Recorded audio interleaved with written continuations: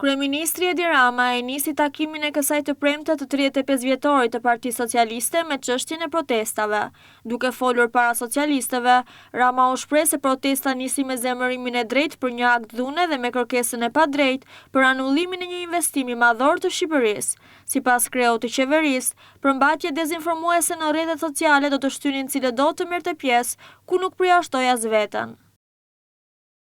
Sa më duket se janë disa prej jush. E vërteta është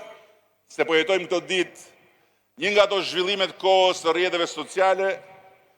ku vendet tjera përpara nesh kanë rënë në kurthe të paimagjinueshme, si rezultat i manipulimit masiv të njerëzve me metoda të provuara dhe në disa raste edhe demaskuar në vende të tjera. Prandaj unë cili do që është interesuar vërtet për të mbrojtur interesin publik, që është i interesuar vërtet për mjedisin, biodiversitetin, të ardhmen e shpendve në zonën ku të zhvillohet projekti Zvërnecit apo në ishun e Sazanit, i them se faktet që ne kemi dispozicion duhet të jenë normalisht më së mjaftueshme për të qetësuar shpirtin e kujtdo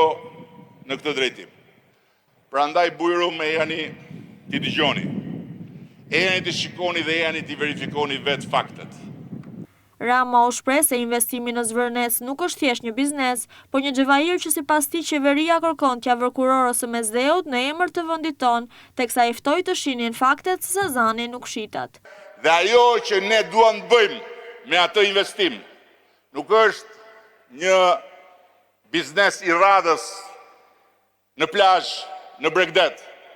po është një xhevahir që ne duam t'ja vëmë kurorës së Mesdheut në emër të Republikës Shqipërisë, në emër të popullit shqiptar, në emër të gjithë fëmijëve tanë,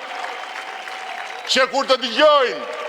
për destinacionet ku të gjithë ata që dalin në bulevard dhe shohin veten në ekran, shkojnë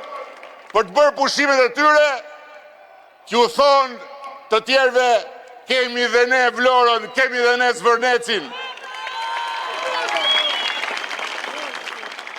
Rama gjithashtu foli dhe për arritjet e Partisë Socialiste, si dhe theksoi se bashkë me partinë do t'ja dalin për ta antarësuar në BE.